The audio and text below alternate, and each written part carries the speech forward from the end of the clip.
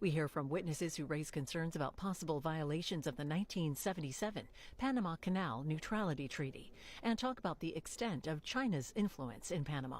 The hearing was held just over a month after President Trump suggested the U.S. could seize control of the canal. This is just under 2.5 hours.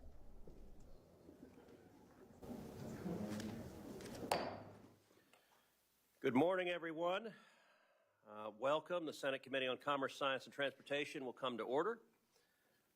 We're here today to examine a monument to American ingenuity, the Panama Canal. Senator Moreno down there suggested we open the hearing by playing Van Halen and Panama. We may not do that, but between the American construction of the Panama Canal, the French effort to build an isthmus canal, and America's triumphant completion of that canal, the major infrastructure projects across Panama cost more than 35,000 lives. For the final decade of work on the Panama Canal, the United States spent nearly $400 million, equivalent to more than $15 billion today. The Panama Canal proved a truly invaluable asset, sparing both cargo ships and warships the long journey around South America. When President Carter gave it away to Panama, Americans were puzzled, confused, and many outraged. With the passage of time, many have lost sight of the canal's importance both to national security and to the U.S. economy. Not President Trump. When he demanded fair treatment for American ships and goods, many in the media scoffed. But the Panama Canal was not just given away. President Carter struck a bargain. He made a treaty. And President Trump is making a serious and substantive argument that that treaty is being violated right now. This committee has jurisdiction under the Senate rules over the Panama Canal, and today we will examine evidence of potential violations. President Trump has highlighted two key issues. Number one, the danger of China exploiting or blocking passage through the canal. And number two, the exorbitant costs for transit. Chinese companies are right now building a bridge across the canal at a slow pace so as to take nearly a decade. And Chinese companies control container ports at either end. The partially completed bridge gives China the ability to block the canal without warning. And the ports give China ready observation posts to time that action. This situation, I believe, poses acute risks to U.S. national security. Meanwhile, the high fees for canal transit disproportionately affect Americans, because U.S. cargo accounts for nearly 3/4 of canal transits. U.S. Navy vessels pay additional fees that apply only to warships. Canal profits regularly exceed $3 billion. This money comes from both American taxpayers and consumers in the form of higher costs for goods. American tourists aboard cruises, particularly those in the Caribbean Sea, are essentially captive to any fees Panama chooses to levy for canal transits. And they have paid unfair prices for fuel bunkering at terminals in Panama as a result of government-granted monopoly. Panama's government relies on these exploitative fees. Nearly 1/10 of its budget is paid for with canal profit. As those fees cascade through the American economy and the federal fisc, the Chinese Communist Party advances its global economic contest against the United States and takes a militaristic interest in the canal. While President Trump has rightly focused on these key issues, there are additional problems. In the last 2 years, the Canal Authority generated record revenue, even while transits were depressed by drought conditions. And the only comfort to delayed and overcharged ships is that Panama may invest in more freshwater reserves in the future. Even as it takes advantage of the global maritime system, Panama has emerged as a bad actor. Panama has for years flagged dozens of vessels in the Iranian Ghost Fleet, which brought Iran tens of billions of dollars in oil profits to fund terror across the world. And Chinese companies have won contracts, often without fair competition, as the infamous Belt and Road Initiative has come to Panama. China often engages in debt trap diplomacy to enable economic and political coercion. In Panama, it also seems to have exploited simple corruption. We have 4 panelists with us today. At Ranking Member Cantwell's request, we also invited the Deputy Administrator of the Panama Canal to appear today. She declined that invitation. I understand this witness claimed her absence was due to a scheduling matter, but I also recognize that defending the Panama Canal Authority is an unenviable task. This committee may be obliged to compel her testimony at a future hearing. It will not escape senators' notice that Professor Kontorovich is appearing virtually today. That will be a very unusual practice before this committee. The professor was ready to fly from Israel to D.C. to appear in person, but he was unable to because too few American carriers have resumed direct flights to Israel. While European airliners are willing to fly to Israel, service to America has been prohibitively long and expensive. Israel is America's closest ally in the Middle East, and U.S. carriers are refusing to fly there. Late last week, Delta Airlines announced it would finally restart direct flights to Tel Aviv in April. And I very much hope that United Airlines and American Airlines will very quickly follow suit and resume direct flights to Israel. Turning back to the topic at hand, I'm grateful to President Trump for raising public awareness about the state of the Panama Canal and the threats to American interests. We cannot afford to let American shippers be extorted. We cannot turn a blind eye if Panama exploits an asset of vital commercial and military importance, and we cannot stay idle while China is on the march in our hemisphere. I expect and hope the testimony today to enlighten on all of those issues. I will now turn to Ranking Member Cantwell for her opening statement. Thank you, Mr. Chairman, and thank you for having this important hearing and the witnesses that are here today and virtually. Access to the Panama Canal is essential. Maintaining America's supply chains, lowering inflation costs on consumers and goods, and ensuring our national security. With about 72% of the goods transiting the canal coming to or from U.S. markets, a stable waterway is vital for states like mine, where 1 in 4 jobs are related directly or indirectly to trade. Seattle-based SSA Marine, operated in the Manzillo International Terminal in Colón, Panama for the last 30 years, is our largest U.S. logistics presence in Panama, with 19 massive cranes, 3.5 million cargo containers, and employing over 1,000 people. In fact, Washington's maritime economy supports 170,000 jobs and $45 billion in revenue, and our U.S. maritime economy supports over 21 million jobs and almost $3 trillion in America's GDP. So anything that our committee can do to help grow our maritime economy, I'm all for. That is why it's so important that the committee not just focus on Panama, but the broader solutions to meet our U.S. maritime opportunities and challenges. This committee passed the Ocean Shipping Reform Act, led by our colleagues, Senator Klobuchar and Senator Thune, to address shipping costs and stop carriers from practices that delayed U.S. cargo or increased costs. This law also gave the FMC, our 2 commissioners that are here today, the ability to do better investigation. So I look forward to hearing about their investigation on the Panama Canal and these cost issues. And many members of this committee have worked on the infrastructure bill to do dock replacements in places like Alaska, rail improvements, pier infrastructure, safety improvements, container yard expansion, and I know that my colleagues who represent these maritime investments need a maritime workforce and continued investment. Many of our colleagues, Mr. Chairman, have great ideas. Senator Kelly and Young from the Senate, Representatives Garamendi and Kelly from the House, and they've been working with maritime stakeholders on these larger bills.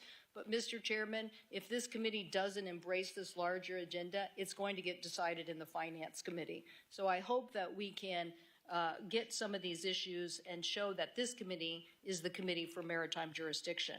A bill that provides a comprehensive strategy to rebuild America's supply chain supremacy sea lift capacity that we need to defend our interests in the South China Sea and the Indo-Pacific region, and to revitalize our nation's ports and shipbuilding capacity. A revitalized U.S. maritime strategy would not only be good for our economy, but critical for national security. At the same time, we face cyber threats from our foreign adversaries, and Panama is a perfect example, which brings us to the hearing today. I am concerned about Chinese-owned ports in Panama and their proximity to the canal. I'm also deeply concerned about the installation of Chinese equipment from Huawei and Chinese companies near the canal. This is why this committee successfully worked to get $3 billion in rip and replace at the end of last Congress. So if we're trying to get them out of U.S. ports and areas, we shouldn't certainly allow them in vessels and back doors in places like Panama. Mr. Chairman, I'd like to ask unanimous consent to enter into the record a letter from the two most recent U.S. ambassadors to Panama who make the case for continued U.S. investment in infrastructure and cybersecurity. Without objection. These ambassadors, thank you, Mr. Chairman, these ambassadors know better than anyone that America's adversaries have built backdoors into communication technology, software, supply chains, both software and hardware. So whether it's a crane over the port or a bridge, we cannot tolerate Huawei, TikTok, artificial intelligence, or other adversaries using a government backdoor. Mr. Chairman, I'm a very big fan of the five biggest technology interests and basic democracies forming a technology NATO. We should be saying to the world, nobody should be buying technology or equipment that has a government backdoor. These are complex issues, and we need solutions. I will be requesting that the Department of Defense provide a classified briefing to all members of our committee about foreign adversary threats to the Panama Canal, including these adjacent areas. I received an initial classified briefing from the U.S. Southern Command and have spoken to former U.S. Southern Command leader, General Laura Richardson, on these issues. I also plan to go as a delegation or by myself to Panama and visit the Panama Canal Authority. I invite other members to do so, hopefully this spring.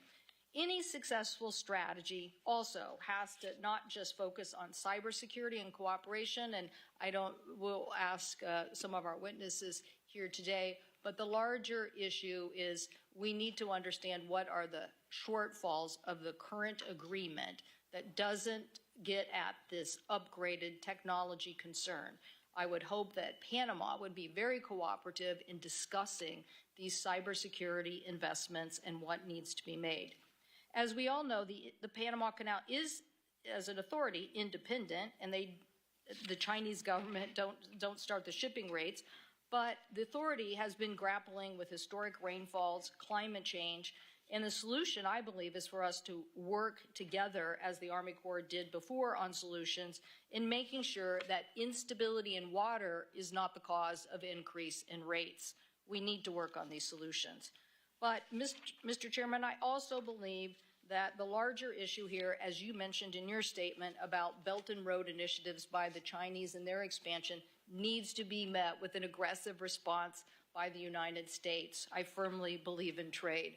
But again, easy for me to say, or maybe for Texas, when you're coming from a very trade-dependent state. But the issue is we didn't have an ambassador there for 5 years in Panama. For all my colleagues who hold up ambassadors, you should rethink your strategies when you do this, because holding up ambassadors and not dealing with these issues put us behind the 8 ball. Expanding exports to 95% of the world's consumers and roughly 3.5 billion people, I believe, is a good idea. I hope we can have a more aggressive strategy in Latin America. I think the proposals by Senator Cassidy and Bennett, the Americas Act, is an also like-minded thing of Latin American countries that we could join together in sort of a U.S., Mexico, Canada free trade agreement. And I also believe that a free trade agreement of the Americas that link modernization of all our FTAs in Latin America and the Caribbean would help, along with an aggressive strategy on saying no government backdoors and making the kind of investments that the Export-Import Bank can do to counter China. So, Mr. Chairman, thank you for organizing this important hearing. Such investments ensure resilient supply chains, boost exports, lower consumer costs, and most importantly, protect our national security. Thank you, Mr. Chairman. Thank you, Senator Cantwell. Our first witness today is Chairman Luis Sola of the Federal Maritime Commission. He was recently in Panama on a fact-finding mission and can speak to concerning developments that I noted in my opening statement. Chairman Sola, you're recognized for 5 minutes. Thank you, Chairman Cruz, Ranking Member Cantwell, and distinguished members of the committee. Thank you for the opportunity to speak today about the critical importance of the Panama Canal to U.S. trade and global commerce. I bring a unique perspective as someone who's not only served as a maritime regulator, but also lived and worked extensively in Panama. I have transited the Panama Canal over 100 times. This experience provides me with a profound understanding of the canal's significance and challenges it faces. Prolonged drought conditions last year forced operational changes, reducing transit slots, restricting vessel types, and auctioning of slots, raising alarm about its resilience. The Panama Canal is managed by the Panama Canal Authority, ACP, an independent agency of the Panamanian government. The ACP is a model of public infrastructure management, and its independence has been key to ensure a safe and reliable transit of vessels critical to the U.S. and global commerce. During my recent visit to Panama, I had the opportunity to meet with leaders of the ACP to better understand their efforts to address the ongoing challenges facing the canal. I saw firsthand their commitment to maintaining the canal's efficiency and resilience. These conversations also highlighted the broader challenges posed by the Panamanian government's maritime policies, which complicate the ACP's mission and raise concerns about corruption and foreign influence. In contrast, the broader maritime sector in Panama, including the nation's ports, water rights, and the world's largest ship registry, falls under the direct purview of the Panamanian government. Unfortunately, the sector has faced persistent challenges, including corruption scandals and foreign influence, particularly from Brazil and China. These issues create friction with the ACP, especially as it works to address long-term challenges, such as securing adequate water supplies for the canal. Although the ACP operates independently under U.S. law, both the ACP and the government of Panama's maritime sector are considered one and the same.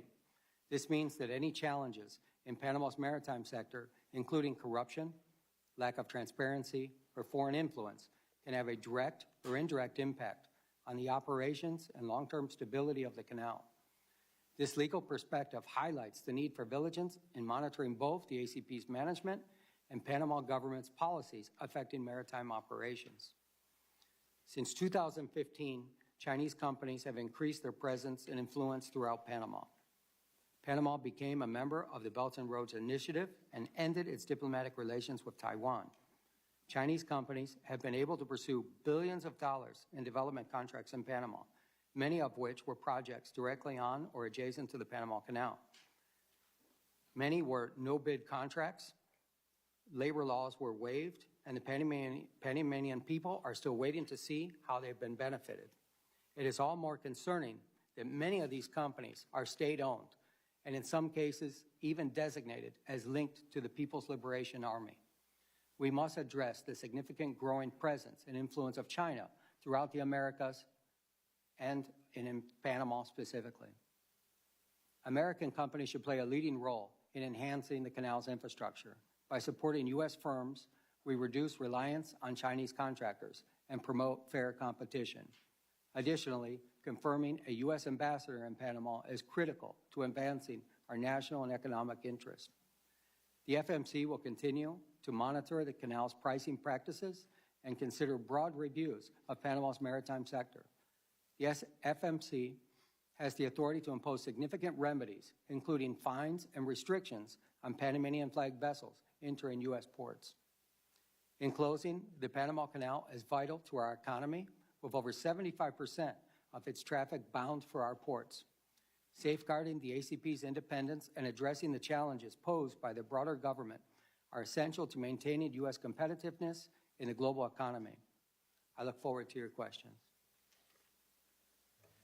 Thank you, Chairman. Our next witness is Commissioner Daniel Maffei of the Federal Maritime Commission. He was also in Panama with Chairman Sola. Mr. Maffei, I look forward to your opening statement. Thank you very much, Chairman Cruz and Ranking Member Cantwell and members of the committee. I do want to say that in addition to Chairman Sola and myself, Commissioner Max Vekic is also here from the Federal Maritime Commission, which I just think underscores the importance of this issue to us. More than 110 years after its opening, the Panama Canal does remain absolutely vital to maintaining resilient supply chains for both American importers and exporters. Because the canal is essentially a waterway bridge over mountainous terrain above sea level, it does depend on large supplies of fresh water to maintain the full operations. Panama has among the world's largest annual rainfalls. Nonetheless, insufficient freshwater levels have occurred before in the canal's history, such as in the 1930s when the Madden Dam and Lake Alajuela were built to address water shortages. Since that time, the canal has undertaken several projects to accommodate larger, more modern ships. In the last couple of years, a trend of worsening droughts in the region once again has forced limits to the operations of the canal. Starting in June of 2023, the Panama Canal Authority employed draft restrictions and reduced the number of ships allowed to transit the canal per day. Now, the Panama Canal limitations, in combination with the de facto closure of the Suez Canal to container traffic, has had serious consequences for ocean commerce, increasing rates, fees, and transit times. In the first half of 2024, U.S. importers and exporters expressed Panama Canal-related concerns to the FMC, including doubts about the future reliability of the canal and questions about how the Panama Canal Authority was determining which ships could transit the canal and how long they would have to wait. The FMC has statutory authority under the laws concerning foreign shipping practices to investigate and potentially take appropriate counteraction if it finds that a foreign country, through its laws or regulations, has contributed to, quote, conditions unfavorable to shipping in the foreign trade, unquote.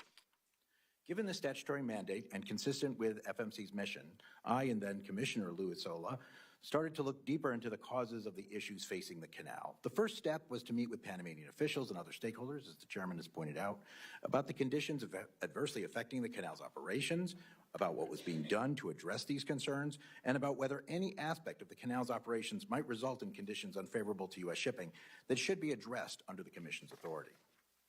So we traveled to Panama, actually it was in July of 2024, and we met with then recently elected President Jose Molino and officials in his administration. We also met with the Panama Canal Authority, as well as private sector stakeholders.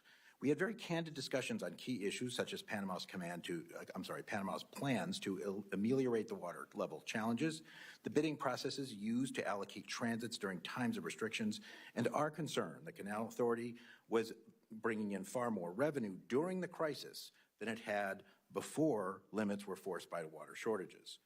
Both the government of Panama and the Canal Authority did answer our questions very substantively.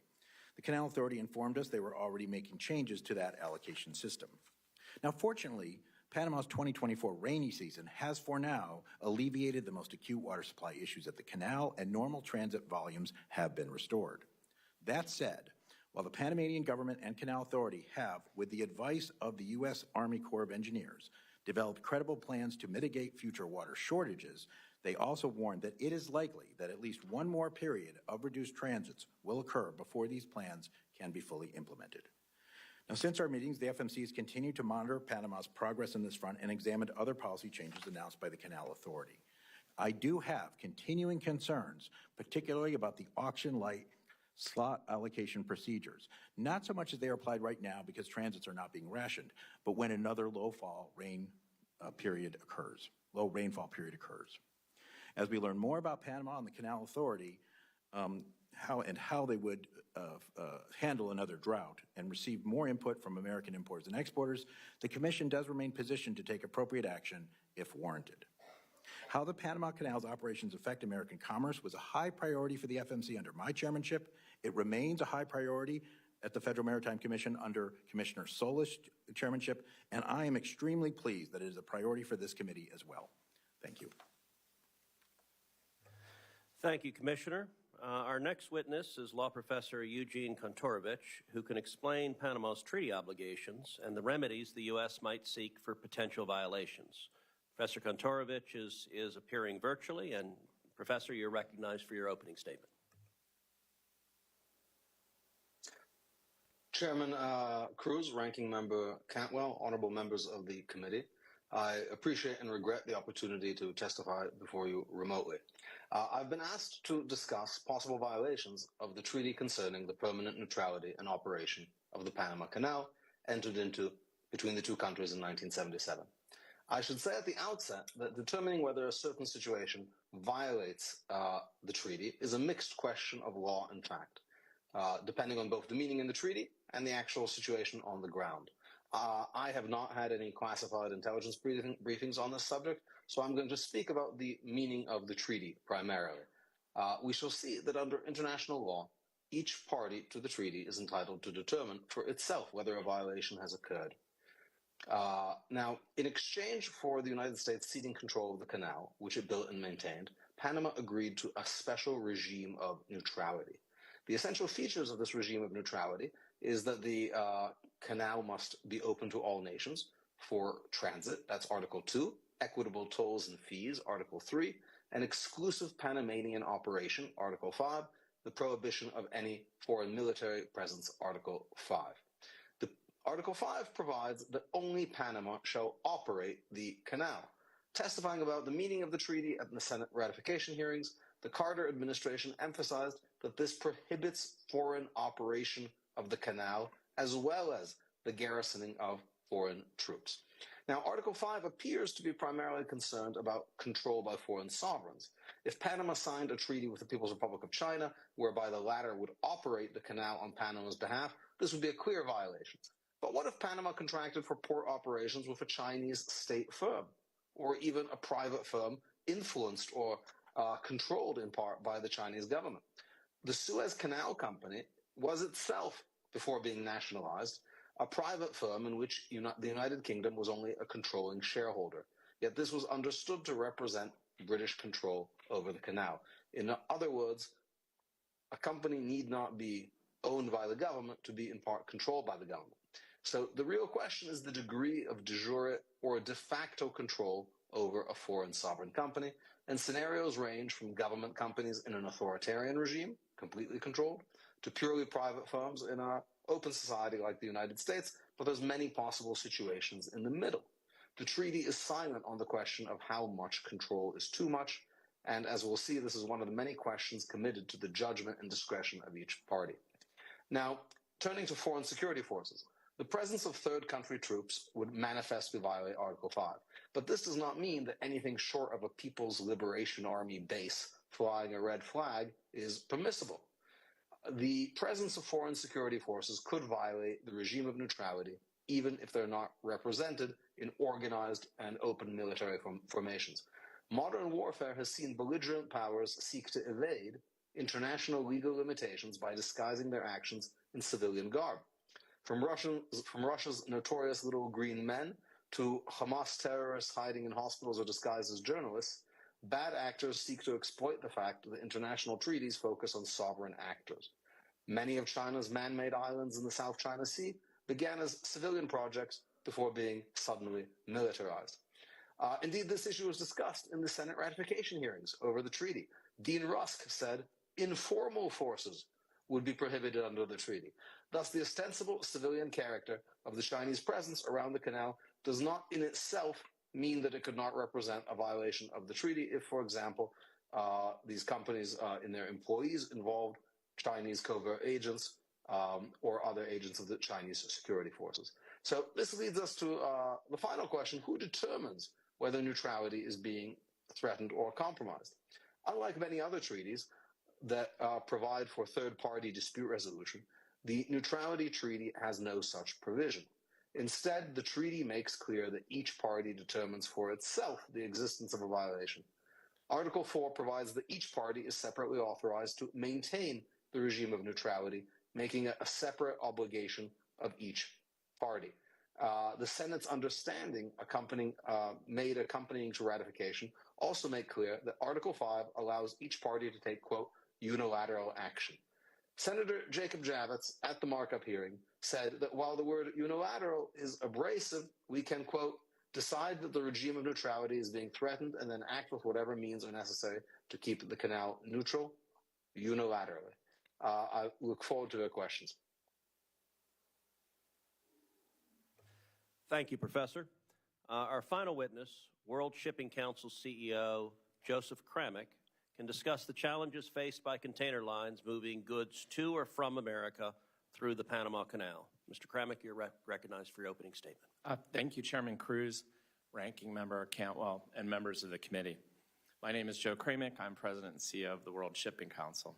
The World Shipping Council is the global voice of liner shipping. Our membership consists of 90% of the world's liner shipping tonnage, which are container vessels and vehicle carriers. They operate on fixed schedules to provide our customers with regular service to ship their goods in ports throughout the world. Our focus is on sustainable, safe, and secure international ocean transportation. Nothing could be more important to the U.S. economy and WSC member lines who carry the trade that supports the U.S. economy than a sustainable, safe, and secure Panama Canal. As you have heard, using the Panama Canal to transit between the Atlantic and Pacific saves significant time and money. A typical voyage from Asia to the U.S. or East Coast can be made in under 30 days using the canal, while the same journey can take up to 40 days if carriers must take alternate routes. From a commercial trade perspective, the big picture is this. One of the world's busiest trade lanes is the Trans-Pacific. The Trans-Pacific is cargo coming from and going to Asia via the United States. Focusing in a bit, cargo coming from Asia and bound for U.S. Gulf and East Coast ports always transits the Panama Canal.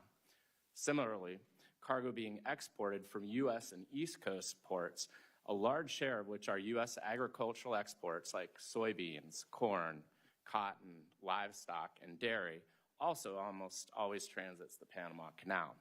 The result is that 75% of canal traffic originates in or is bound for the United States. Some examples include the Port of Houston exports $14 billion in containerized trade to Asia. The Port of New Orleans exported $27 billion in seaborne trade to Asia, not all of which was on container vessels. The Port of New York and New Jersey exported $16.5 billion to Asia, and the Port of Savannah exported $13 billion to Asia. Our member lines are the largest users of the Panama Canal, and we carry the bulk of this trade. Global ocean trade is always facing challenges, as you've heard, and the Panama Canal is no exception.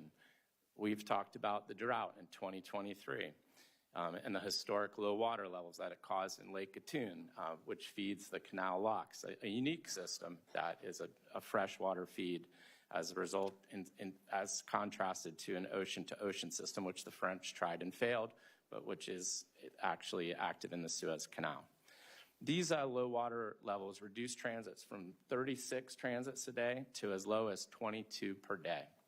Additionally, the low water levels required a reduction in maximum allowable draft levels, or the depth of the ship below the waterline, which for our members reduced the amount of containers they could carry through the canal. This resulted in a 10% reduction in import volumes for U.S. Gulf and East Coast ports, with the Port of Houston experiencing a 26.7% reduction. Looking forward, the volume of containerized trade coming into the United States remains at near record levels and continues to expand. 2024 numbers are just out, and the inbound trade to the U.S. expanded 15%, which is second only to the 17.5% inbound traffic we experienced during the pandemic-driven demand. Just yesterday, the Port of Houston reported record-breaking trade volumes with an 8% increase. More broadly, WSC member lines have transported $1 trillion in goods to and from U.S. ports, which represents 64% of all seaborne trade, contributed $2 trillion in economic output to the United States, supported 6.4 million U.S. jobs, and over $442 billion in wages and salaries. These goods are the clothes on your back, the shoes on your feet, and the phones likely in your hands or on your dais. WSC members look forward to working with the committee on maintaining the sustainability, safety, and security of the Panama Canal. It's a vital ocean artery critical to U.S. trade. The record volume of cargo that our members continue to carry, it demonstrates our commitment. We appreciate the committee's continuing support, commitment to the liner shipping industry, the U.S. maritime industry, and I look forward to answering your questions. Thank you. Thank you very much. We'll now move to questioning. I want to start, Chairman Solo, Commissioner Maffei. Are you aware of allegations from some vessel operators of disparate treatment, such as sweetheart deals or favorable rebates by Panama for canal transits? Thank you for the question, Mr. Chairman. We have become aware through some complaints by cruise lines that said that they were not getting a refund of their canal tolls. When we looked into this, we found a Panamanian Executive Order, Decree 73, that specifically says that if a cruise line would stop at a certain port, that they could be refunded 100% of the fees. And as far as I know, that's the only instance where that exists. Yep, we continue to look into it, but the cruise ships is the one area where we have found something that would fit that bill, I think, Chairman. Some press coverage says the Panama Canal is nominally independent, even though it provides a large share of the Panamanian government's revenue. Chairman Sola, briefly, can you describe how the FMC views the Canal Authority and the Panamanian government? Are they distinct entities or a single foreign government apparatus that controls the Panama Canal? Mr. Chairman, our law is clear. It comes from the Merchant Marine Act of 1920 that there's only one entity. And in addition to that, our predecessor at the Federal Maritime Commission was the U.S. Shipping Board, was formed in 1916 in direct result of the Panama Canal. The very first chairman of that was George Washington Goethals, which was the very first administrator of the canal. So we look at it as one entity. Yeah, I might just add, Mr. Chairman. Sure. It's sort of like the Georgia Ports Authority and the state of Georgia. The Georgia Ports Authority is clearly independent. It can do its own bonds. It's got independent governance. But ultimately, Georgia is responsible for it, the state of Georgia. Right. So Panama was the very first Latin American country to join China's Belt and Road Initiative. And right now, China is building a fourth bridge across the Panama Canal for car traffic and light rail. Chairman Solo, why should Chinese construction of a bridge near Panama City concern the United States? Mr. Chairman, we all saw the tragedy that happened here in the Francis Scott Key Bridge incident and the devastation that had happened to Baltimore. We also saw recently what happened in the Suez Canal, where we had a ship get stuck in there. It's not only the construction of the bridge, but it's a removal of a bridge, as I understand it, called the Bridge of the Americas. It was built in 1961, and that would paralyze cargo traffic in and out of the canal. Panama also recently renewed the concessions for 2 container ports to a Chinese company, Hutchison Ports PPC. Of course, Chinese companies are controlled by the Communist Party. How does China use control of those ports for economic gain? Mr. Chairman, I am a regulator, a competition regulator, and the Chinese ports that you're referring to, let me put them into scope. The one on the Pacific, the Port of Balboa, is roughly the same size as the Port of Houston. They do about 4 million containers a year. They have about 28 gantry cranes. The one on the Atlantic is the same as my hometown of Miami. They do about 1 million containers. So where Roger Gunther in the Port of Houston generates about $1 billion a year, and Heidi Webb in Miami does about $200 million, the Panama Ports Company paid zero for 20 years on that concession. So it's really hard to compete against zero. So I think that's our concern, our economic concern that we would have. Commissioner Maffei, anything to add on that? Yeah, I mean, I do too also think it is important. I would point out that you don't have to stop at either port. It's not like these 2 ports control the entrance to the canal. That is the Canal Authority that does control that. However, I think it's of concern. I would also point out that the Panamanian government thinks it's of concern too, because they're conducting their own audit of those particular deals. But we remain very interested as well. So, Professor Kontorovich, I want to turn to the treaty. So President Trump has made important arguments. Both the Chinese control over canal infrastructure and exorbitant fees charged for canal transits are violations of the Neutrality Treaty. I want to highlight 3 specific provisions that you mentioned in your opening statement. Article 4 of the Neutrality Treaty requires both the United States and Panama to establish and maintain, quote, a regime of neutrality. Article 5 limits any foreign control by providing, quote, only the Republic of Panama shall operate the canal and maintain military forces, defense sites, and military installations within its national territory. And finally, Article 3.1c requires that, quote, tolls and other charges be just, reasonable, equitable, and consistent with the principles of international law. In your opinion, as an expert in international law, could the facts discussed here be considered violations of the neutrality treaty in force right now between the United States and Panama?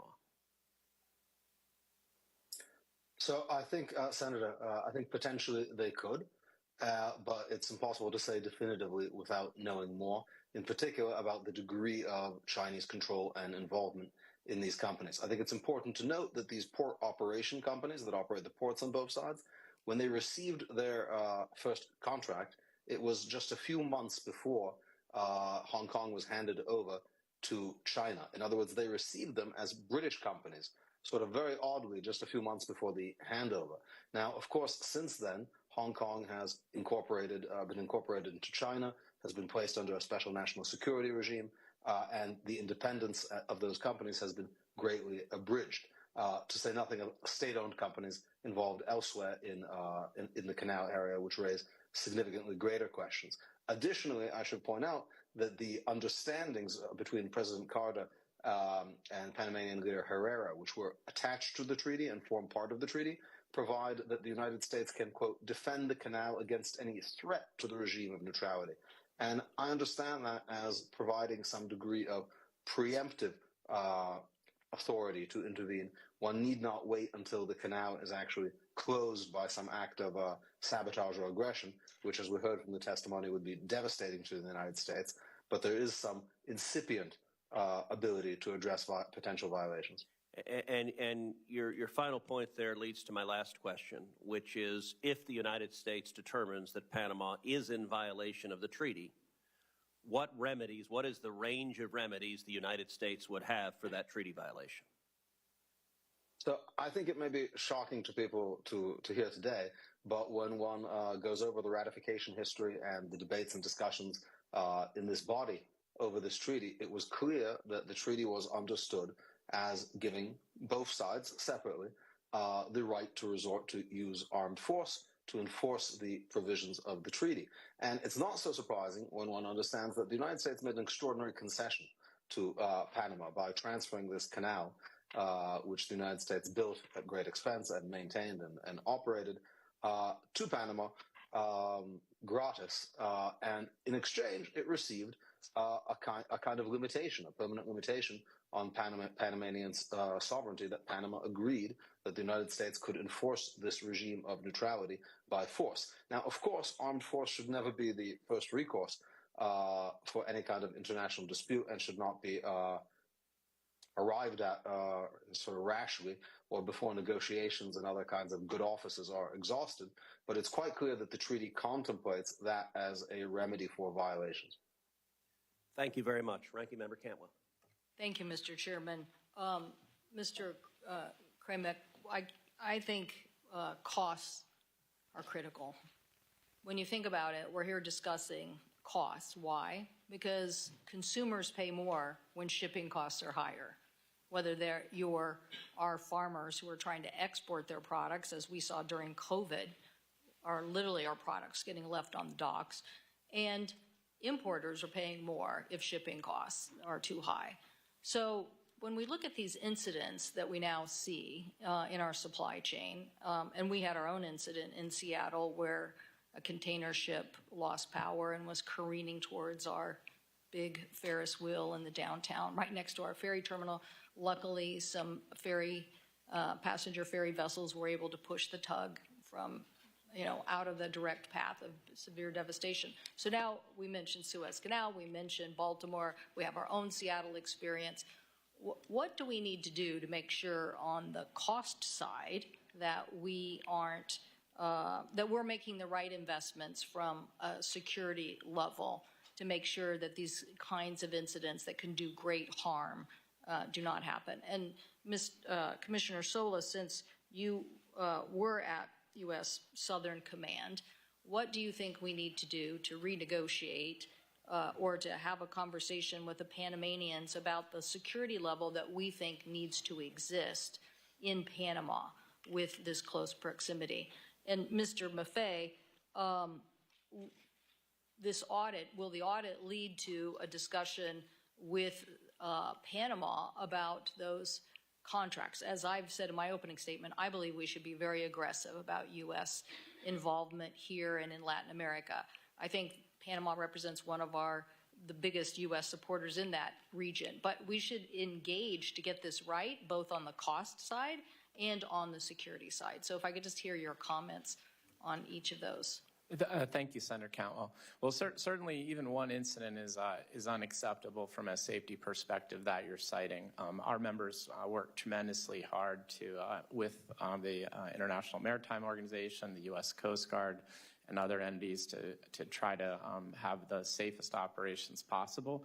But accidents do occur. They are rare if you count the number of some 7,000 port visits a year. But again, one is unacceptable. So continued investment, obviously, in U.S. infrastructure and a review. I mean, we have a lot of old infrastructure, as the tragic incident in Baltimore illustrated, unfortunately. We have these bridges that need a hard look to whether or not they need additional fendering systems and the like. And investments in our ports and infrastructure can be helpful along those lines as well.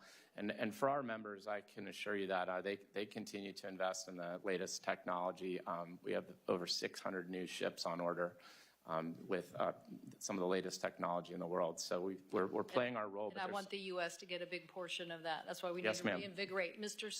Commissioner Sola, what about just a new U.S. Southern Command, U.S. government conversation with the canal authorities and the government about the security level that we seek? Thank you very much, Senator. First of all, the airborne wing that I'm wearing today is decorative. I have not worn a uniform in 35 years, so this is my personal experience here. I believe that the security of the canal has always been understood to be provided by the United States. Panama does not have a military. And I always believe that there's been a close relationship with Southern Command that we would provide that. And it would be nice to see if we had a formalization of that in one way or another, because I don't believe that it's in the treaty at all. Okay, so formalization of maybe a cyber security agreement. See, I'm thinking you have accidents and then you have larger cybersecurity issues that you just have to be on top of. And what I don't like about anybody that has a back door is I'm for the United States advocating, don't buy from people who have a government back door. Don't do it, because what are you going to do? At some point in time, you're going to regret that. Commissioner Maffei, what about this audit, and could we push Panama on these issues of looking at closer U.S. infrastructure instead, particularly since, the sea change here is like what everybody said. Like, everybody thought this was Hong Kong, then it turned into China. We didn't have an ambassador after that. Next thing you know, they've made more aggressive postures. They're making aggressive postures everywhere. That's why the United States saying no government backdoors in technology and getting 5 other technology nations and democracies to say the same thing and evangelize that every day is going to help us. Yeah. And so is the investment. But what about getting the stevedoring business or some of that back into proximity under the audit? Well, it is the Panama Comptroller's Office, and they are investigating, contracts at Panamanian ports. And we don't have any jurisdiction over Panamanian ports per se. But your broader point, I think, is very, very important.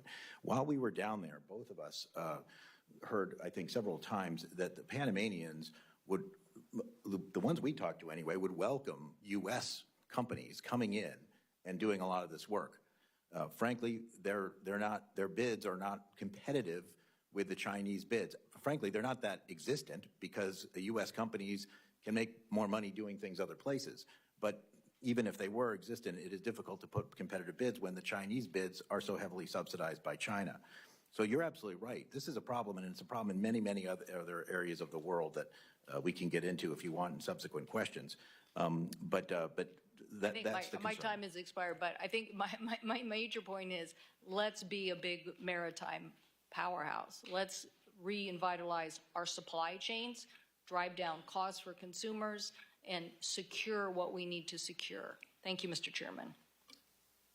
Thank you, Senator Cantwell. And very quickly, Commissioner Maffei, you talked about the Chinese bids were heavily subsidized by the Chinese government.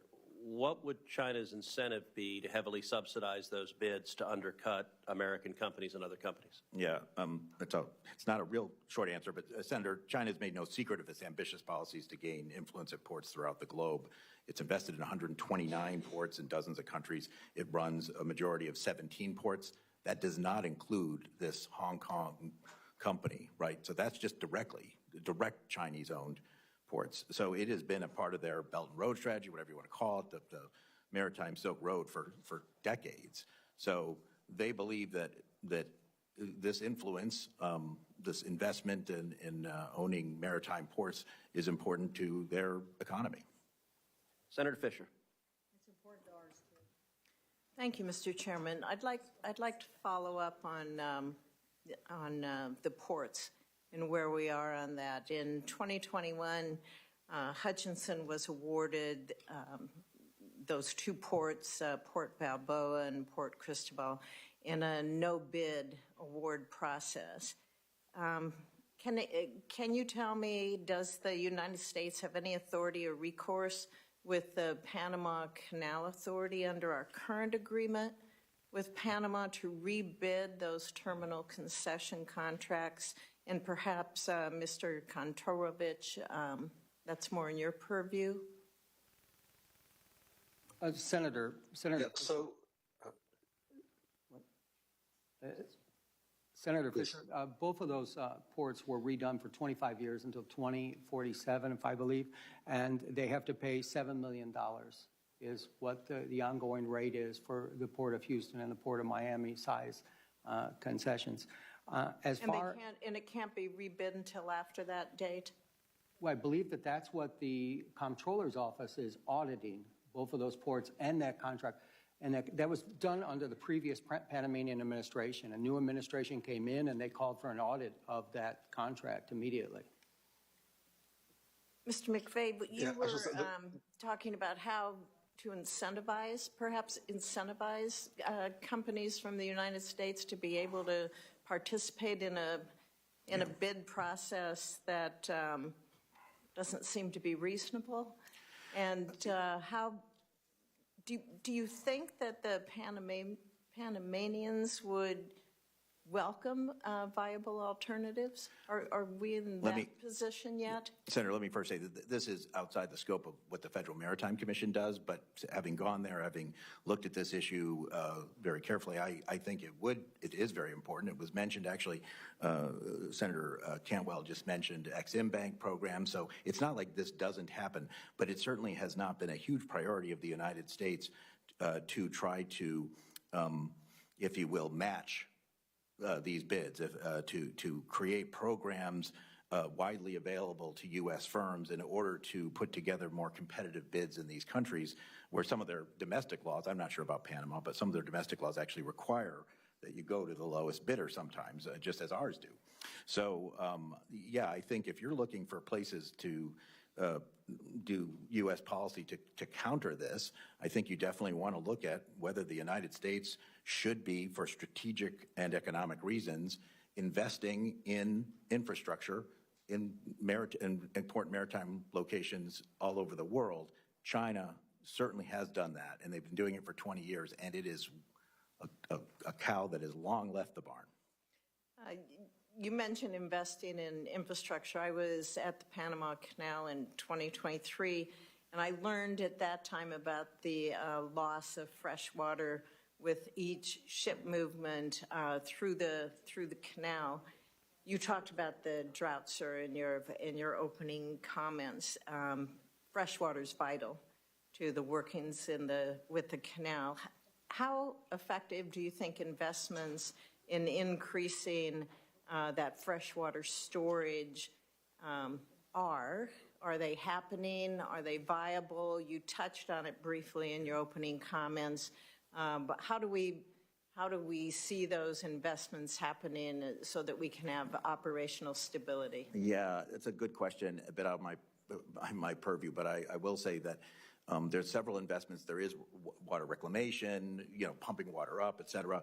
But the main plan that the U.S. Army Corps of Engineers has helped the Panamanian Authority develop involves another basic expansion of bringing in even more water at an elevation that you could then use to continue the canal. Now, there's a lot of issues with implementing that, not the least of which being indigenous people in those areas. Not a huge number, but certainly towns and things, and negotiating that and all sorts of other issues, just as if it was in the United States, there would be issues. But it is viable. You can, in that part of the world, you can make more fresh water available to make the canal not have to be limited. However, it takes time, and there will at least be one more incidence of severe limitations before that occurs, unless we get really, really lucky.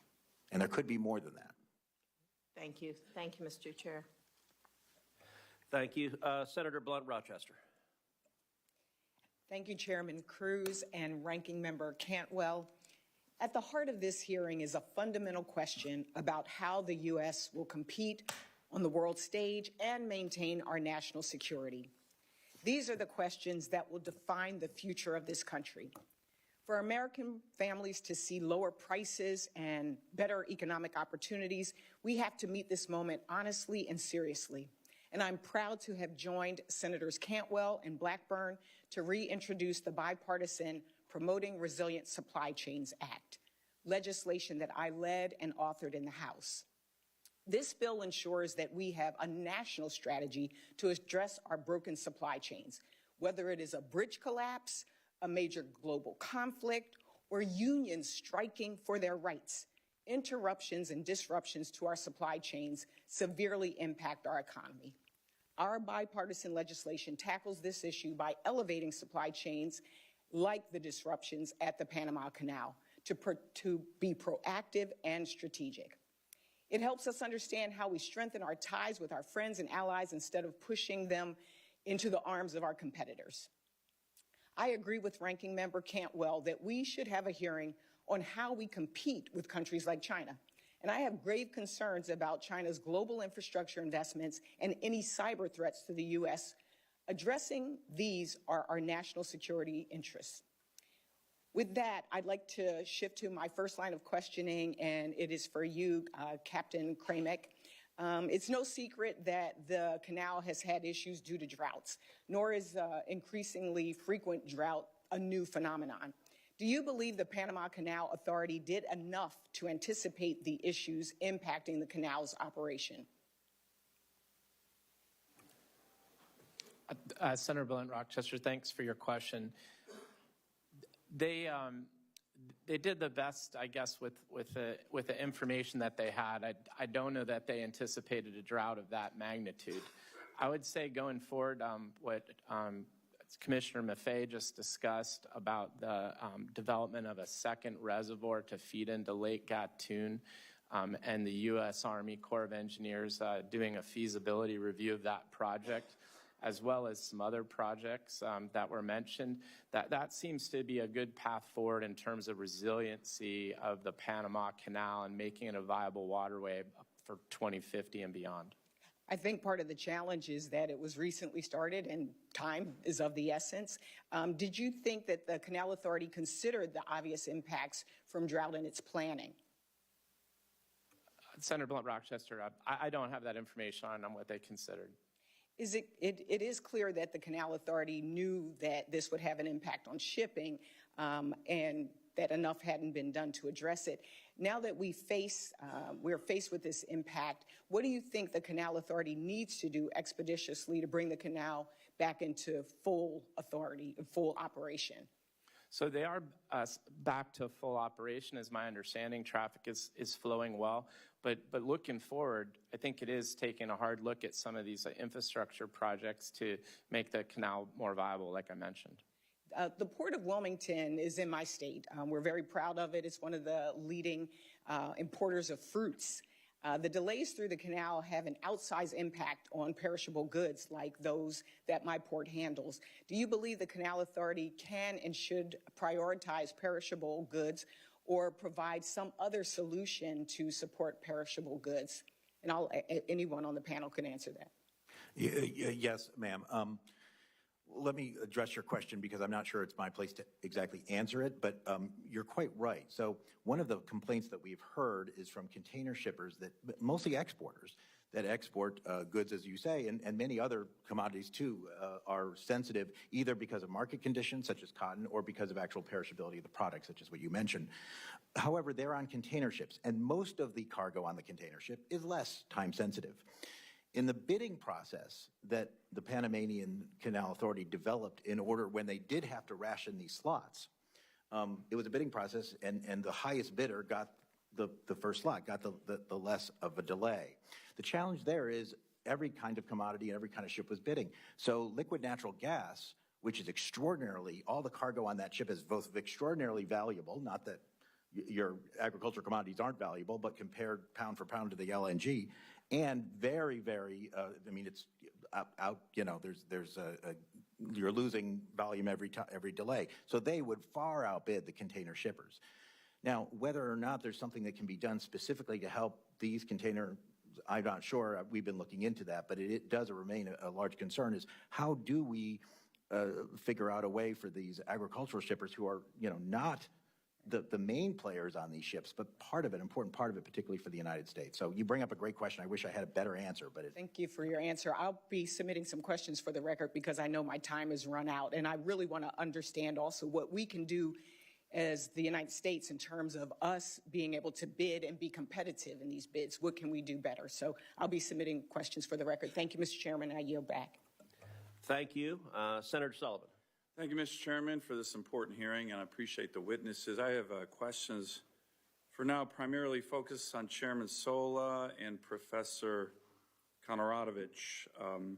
So let's just, the setting in which you testified, 2 Chinese companies operate the 2 huge ports on both ends of the Panama Canal, and the concession for these ports were extended in 2021 for a 25-year period without any bidding. Is that correct? Okay, so it was clearly a sweetheart deal, correct? According to the press releases, the company paid back taxes of $150 million. And the Panama Deputy Attorney General has now objected to that. That's my understanding. Is that correct? The comptroller of the country has asked for an audit of. But someone objected to it when it was going on. A lot of people objected to it. So Chinese Communist Party officials are known to bribe other officials in countries all around the world. We know that. They do it all the time. No offense to Panama, but they don't have the greatest reputation of having officials who aren't on the take. So is there any evidence that the Chinese bribed people for this great concession? And if so, Professor, would that be a violation of the treaty? Let's assume we find evidence that Chinese Communist Party officials bribed Panama officials for this sweetheart deal. Would that be and I think it's probably likely because the Chinese do this everywhere. Would that be a violation of this treaty? So in itself, that would not be a violation. What would be a violation is actual threats to the operation of the canal. Okay. However, to the extent that the Chinese government was involved in procuring these contracts, it provides sort of additional support for the notion that these companies are serving some kind of governmental interest. Right, so it wouldn't be a violation itself, but it would be circumstantial evidence to support it. Let me get to the issue of threats. Let's assume the PRC, the PLA, invaded Taiwan or invaded the Philippines, or went to war somewhere in the South China Sea, and we were surging our Navy to the Indo-Pacific through the Panama Canal. Are the companies now on controlling both sides of the Panama Canal, the Chinese companies, subject to the PRC's national security laws that mandate cooperation with the military, with state intelligence agencies? Does anyone know that? Professor, they're subject all the time. You know that? They're subject to those laws all the time by virtue of being Hong Kong companies. And they face, of course, consequences for not complying with the wishes of the Chinese government. Wouldn't that be a violation of the treaty? And isn't that a huge risk to us right now that the Chinese, so that is a threat to the neutrality. They invaded Taiwan, invaded the Philippines. They could go to these two companies saying, hey, shut it down, make it hard, sink a ship in the canal. And wouldn't they be obligated to do that under Chinese law if they were ordered to by the PLA or the CCP? I don't know if they'd be obligated, but certainly the People's Republic of China would have many tools of leverage and pressure on these companies.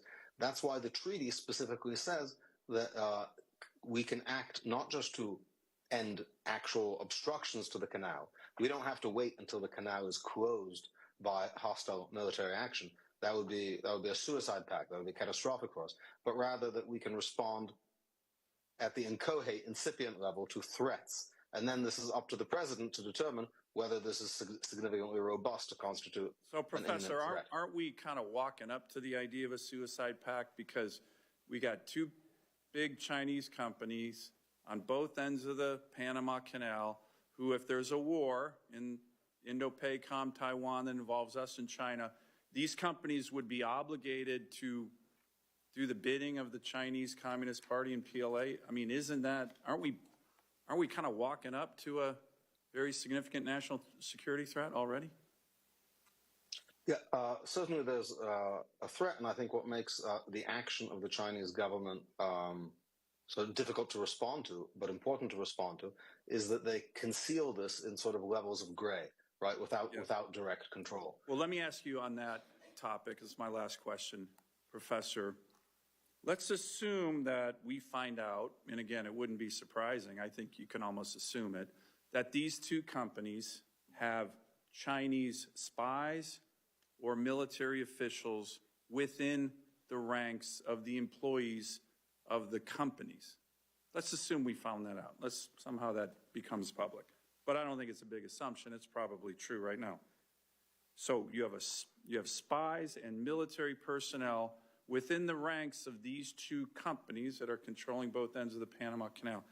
For you, Professor and Chairman Sola, wouldn't that be a blatant violation of Article 5 of the Neutrality Treaty, if that were true, which probably is true? Yes. What's your answer, Professor? I do think it would be a clear violation. As Dean Rusk, former Secretary of State Dean Rusk, said at the ratification hearings, informal forces can violate Article 5 as well as formal forces. And Chairman Sola, do you agree with that? And is there any evidence of Chinese spies or other nefarious Chinese actors embedded in these companies? Senator, we have no information of that. Okay. And that's not under the purview of the federal. But you agree that would be a violation of Article 5 of the Neutrality Treaty? I do. Thank you. Thank you, Mr. Chairman. Thank you. Senator Baldwin. Thank you.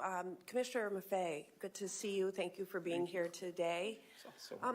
I am very concerned about China's large and growing influence in the world's infrastructure network.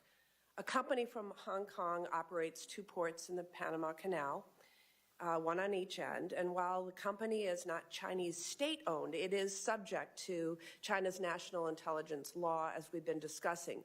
Moreover, a Chinese state-owned entity is currently building a bridge over the Panama Canal. But the Panama Canal is just one example of how far China's influence stretches.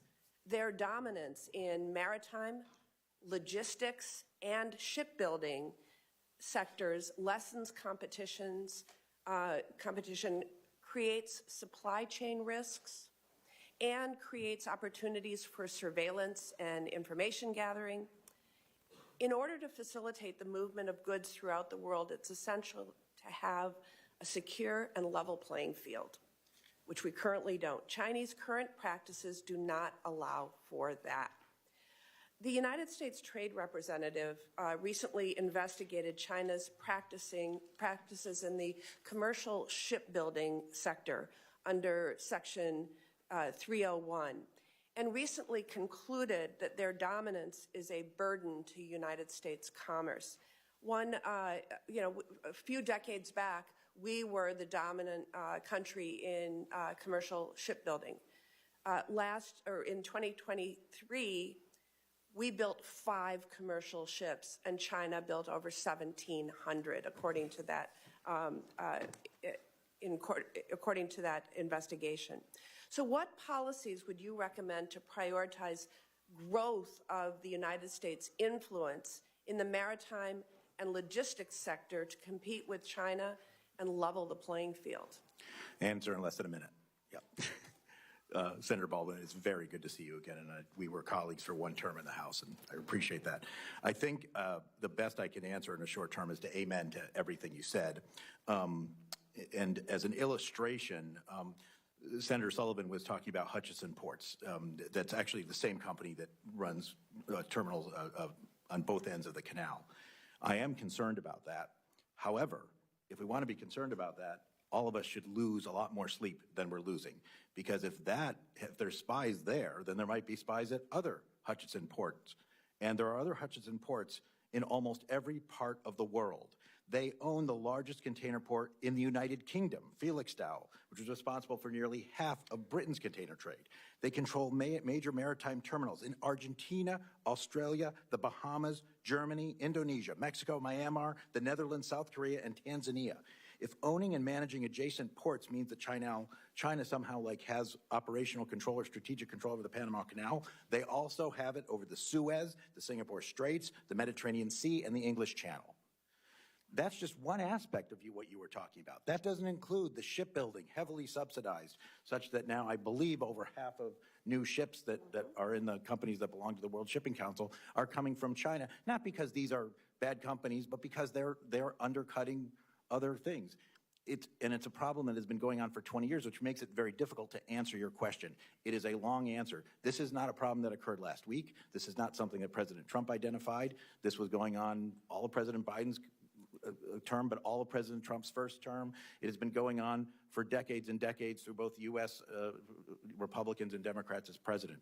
The only thing I can say is I echo what Ranking Member Cantwell said, and I think others of both parties have echoed it, that we need some sort of overall maritime strategy. We have to acknowledge that this is part of our national security, that economic resilience is extraordinarily important, and I believe this is the greatest country in the world. I think if we start countering some of these efforts, we can do it, but it has to become a national priority. And part of the challenge is we're talking about outside the borders of our U.S. Investing outside the borders of our U.S. does not make a very good campaign ad, but it may be necessary to secure, particularly with such an aggressive and, frankly, on this, open strategy that China has had.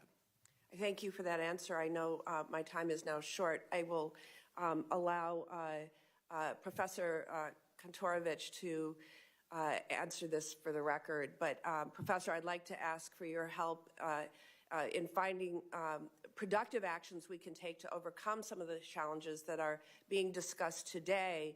I'm confident that we can find bipartisan solutions to pursue. It is my view that we should strengthen our relationship with Panama through mutually beneficial actions.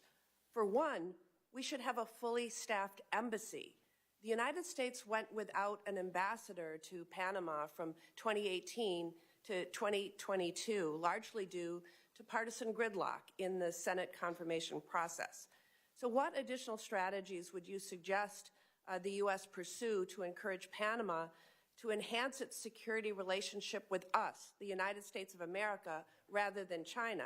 And how can we leverage the strength of the American private sector to encourage more investment in the important infrastructure projects where China currently has a strong presence, in fact, dominance? Thank you. So my understanding of the Chinese advantage is that to the extent that they're willing to use their government wealth to consistently underbid contracts, they have an advantage that can't be beat. And thus leaving these kind of issues to contracting is going to put American companies perpetually at a disadvantage. I think one potential action would be to make clear to Panama that based on these changes that have occurred over the years, increasing Chinese control over Hong Kong, the passage of the National Security Law, the Belt and Road Initiative, the military-civilian integration doctrine of China, that contracts with Chinese-based companies are considered suspect and incompatible with the neutrality regime of the treaty, that would at least give American companies and other truly private companies a fighting chance.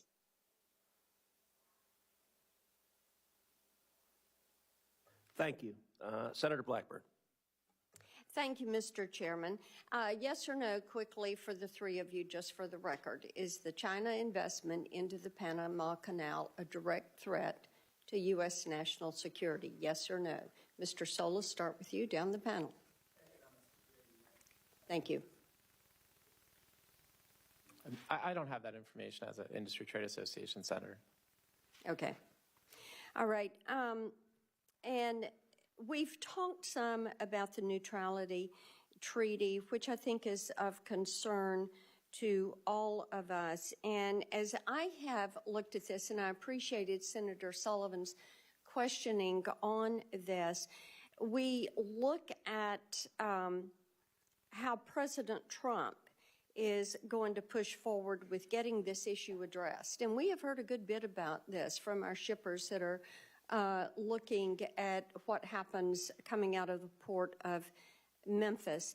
And I think that the government of Colombia learned a lesson last week that we are not going to go soft on some of these issues. And when you look at the fact that the U.S. is a primary user, it is the primary user of the Panama Canal.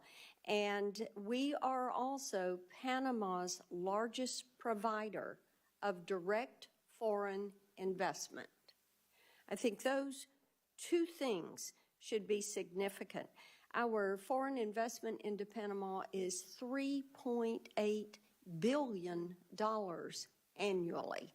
This is why people are looking at this issue. So, Professor, let me come to you on this, and we thank you for joining us remotely.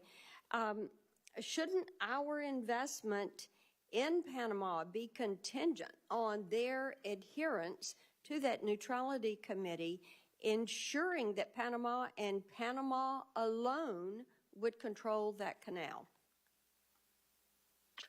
So certainly that is an action we can take to enforce the treaty and to enforce our understanding of the treaty. That's an action we can take even without the treaty. Right. So to the extent that the United States considers the Chinese operation of facilities around the canal to be against its interests, it can certainly condition aid and economic relationships on the exclusion of China. Now, the United States has typically not worked that way, and that may be one of the reasons why, as we heard in the testimony, China has basically made inroads everywhere. But for that, we don't even need the treaty. Certainly, if we consider the treaty to be violated, measures like that, far short of the armed force authorized by the treaty, would be and reasonable. Professor, let me interrupt you there because I do want to move on. I think that as you look at how China has used the Belt and Road Initiative, and we've talked some about that this morning, we know that they have pushed the digital yuan. And I am concerned that given their control over much of that infrastructure around the canal, that they would attempt to force U.S. shippers or our allies to bypass the dollar and use the digital yuan as they are in other countries where they're practicing debt diplomacy and where they're expanding the Belt and Road Initiative. So, Chairman Sola, could you speak for a moment about the potential for fee manipulation with the CCP? Because, as I mentioned, we are hearing a good bit about that. We are hearing that the toll structure disadvantages U.S. companies, that the Canal Authority has begun charging millions of dollars to skip the queue. And these fees put many bulk shippers in an adverse position, and these bulk shippers have a huge impact on ports along the lower Mississippi River. And, you know, these exorbitant fees are there unless you're going to face delays at the canal. And then the impact of hearing these Chinese companies would preference the yuan as opposed to the dollar. Thank you, Senator. The fees that I think we are looking at, or we have been looked at, and the reason that we went there was because of the auctioning of the slots.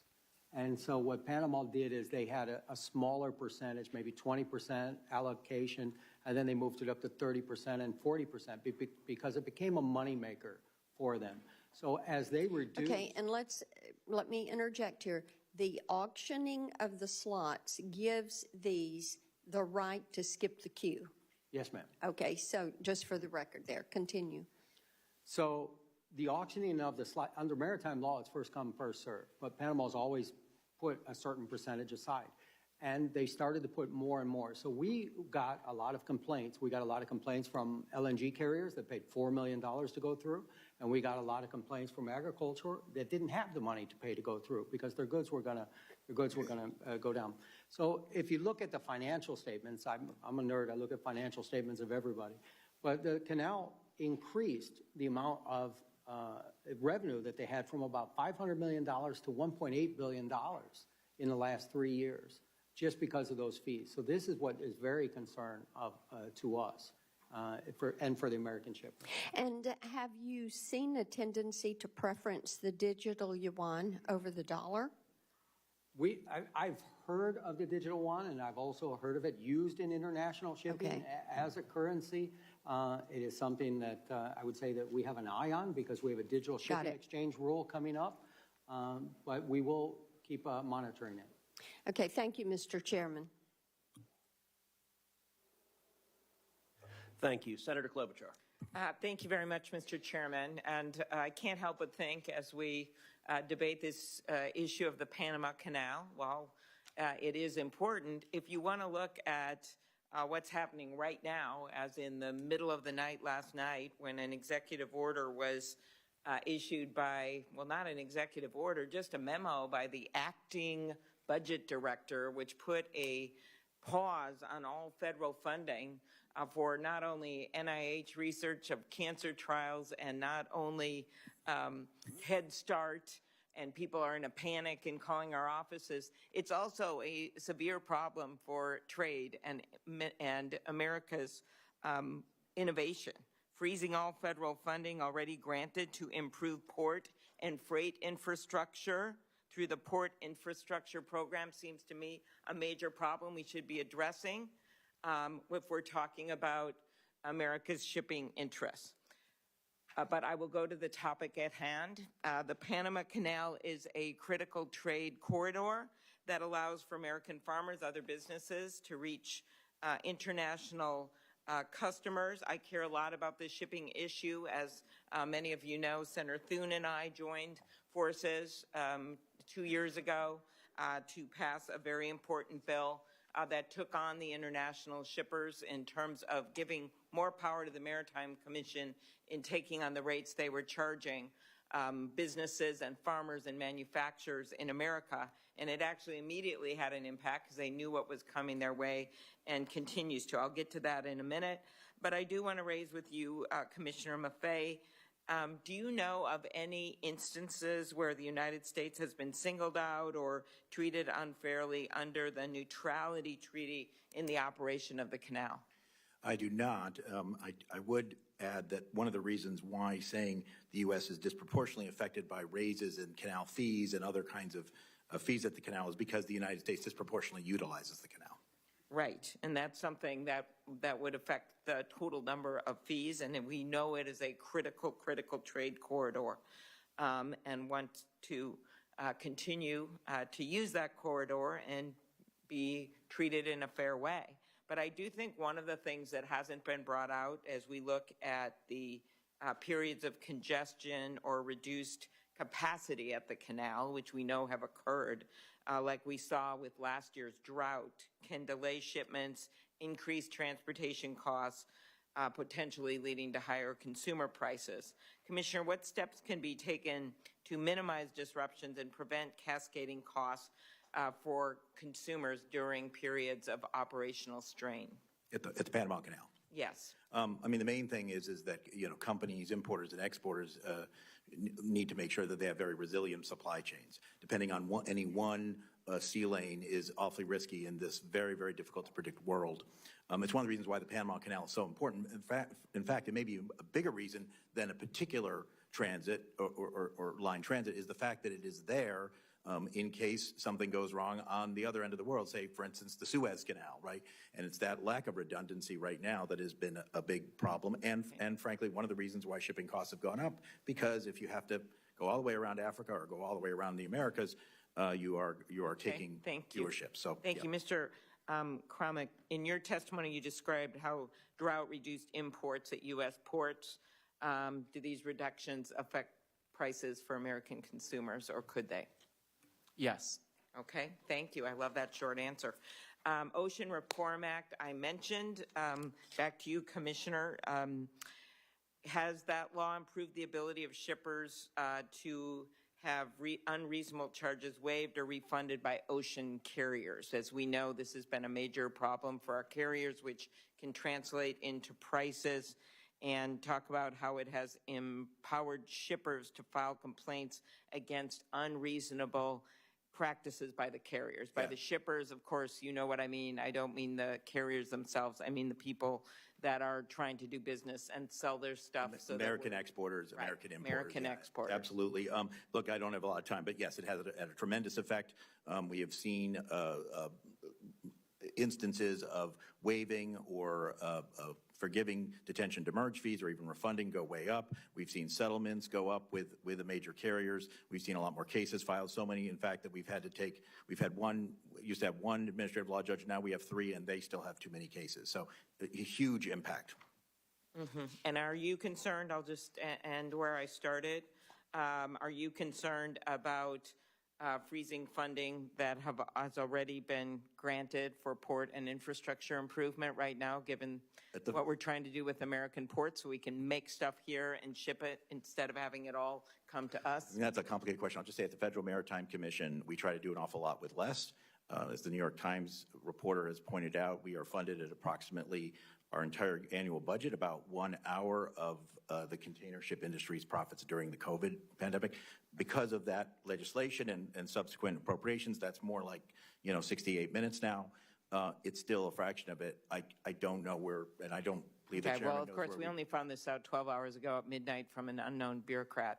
So our hope is that we will be able to give you those numbers to show what will happen to infrastructure if we simply freeze funding for all of these things across America. Thank you. Thank you, Senator Budd. Thank you, Mr. Chairman. Again, thank the panel for being here. It's good to see you all. Mr. Sola, the November 2024 report from the U.S.-China Economic and Security Review Commission, it details China's efforts to deepen ties with countries across Latin America and the Caribbean. So, Mr. Chairman, I'd like to ask unanimous consent to enter that report into the record. Mr. Chairman, if that's okay? Without objection. Okay. All right. Thank you. All right. I think it's important to view the Chinese Communist Party's CCP activities in the Panama Canal Zone in the context of CCP's broader efforts to further access Latin America's markets and obstruct American interests in our own backyard. Mr. Sola, would you agree with that? That you see the CCP activity and hopefully to interrupt America's interest in the region?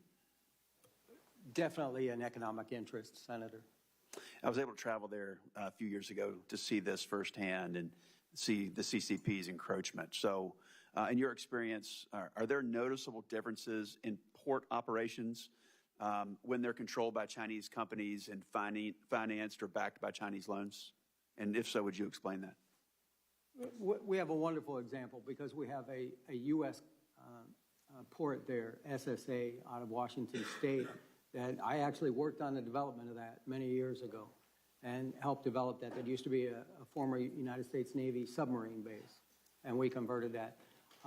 As far as the 2 ports that we have, they're completely different. We have one as a major infrastructure footprint and also a container port that's moving 4 million containers a year.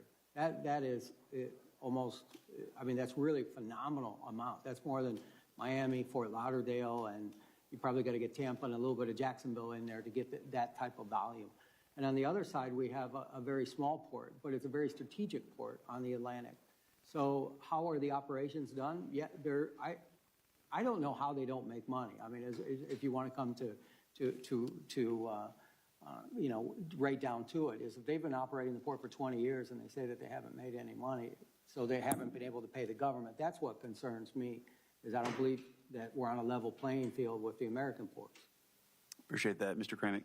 What would be the consequences for U.S. trade and for the U.S. economy if access to the canal was suddenly revoked or significantly decreased for U.S. shippers? It would be pretty catastrophic, Senator. And we have a good example. I mean, we've experienced that with the denial of the Red Sea right now, being able to use that. And as Chairman Maffei said, having to go around the continent of Africa, 40% longer voyages, significant more costs and crew, maintenance, fuel, and even emissions. Do you have a ballpark of the difference if they're able to transit the canal versus go around South America? I don't have a figure. I can tell you it in days, and it depends. Days. So it's about 30 days if you can go through the canal, about 40 days right now because we can't use the Suez Canal if you want to go and go from, say, Asia cargo going to U.S. East Coast. Thank you. Mr. Sola, another question. China's pouring billions of dollars into infrastructure projects all over Central and South America. And one example is in Ecuador. China made a deal with them to fund a $3.4 billion hydroelectric dam. There's 17,000 cracks already, and there's a lot of corruption. Ecuadorian officials, they've been imprisoned, sentenced on bribery charges. Using that as an example for the region, you know, the strategy of China is clear to just take, and this is in the words of an Ecuadorian minister, the strategy of China is clear that they want to take economic control of countries. In Panama, for instance, it's about 7.7% of their GDP, as I understand it. So using Ecuador as an example, should Congress be concerned that China could extract significant leverage over Panama, given the outsized role and revenue from the canal that it plays in their finances? If you turn your microphone. Yes, Senator, it very well could, and I believe that we are in a very fortunate position now with Secretary Rubio, who knows the area very well and also knows China. Thank you very much, Mr. Chairman. Senator, can I just say you should also look at the port of Chansay in Peru. It'll fit that pattern. Thank you very much. Of Chinese investment. Thank you. Thank you. Senator Kim. Thank you, Chairman. Thank you to all of you for coming on out here. I'll be honest with you, when I talk to some of my constituents in New Jersey about this, they mostly understand this issue right now because of the words of President Trump. So if you don't mind, I just kind of wanted to start there and work backwards. So Chairman Sola, you know, President Trump said, quote, China is operating the Panama Canal. We didn't give it to China, we gave it to Panama, and we're taking it back. I guess I just wanted your assessment there. Is China operating the Panama Canal? Chairman, Senator Kim, I never discredit anything that President Trump says. Well, who? I guess he has a different briefing book than I do. Mm-hmm. What I can say is that the Panama Canal is operated, as far as I know, by the ACP, the Panama Canal Authority, mm-hmm. and they're very efficient at operating the canal on the throughput that they're able to do. So you're saying, from your knowledge, you don't know of reasoning to believe that China is operating the Panama Canal, from the knowledge that you have? From the knowledge that I have on whether the... Senator, what we have here is the Panama Canal Authority is the authority where people will pay into the Panama Canal. Mm-hmm. I think that if you will allow me to, if a company is able to operate both ports. Oh, I see what so you're talking about Hutchinson ports, right? Yes. So we're talking about what, Balboa and Cristobal ports, right? Right, and they're subsidized. They're subsidized. They're subsidized. I guess my question to you is, does Hutchinson Port actually control the locks of the canal? No. Does it control directly the entrance to the canal? Both ports are in operational control of the canal. In order for those ports to operate, the canal has to give them a special permit. And the reason is because when they're bringing a ship in or bringing a ship out, they block the traffic of the canal every single time. I see. So they have to have pilots, two pilots. But is Balboa or Cristobal ports under the jurisdiction of the Panama Canal Authority? They've been given by the Panama government the concessions. However, they're in the operational range of the Panama Canal. Does that make those two ports under the jurisdiction of the treaty?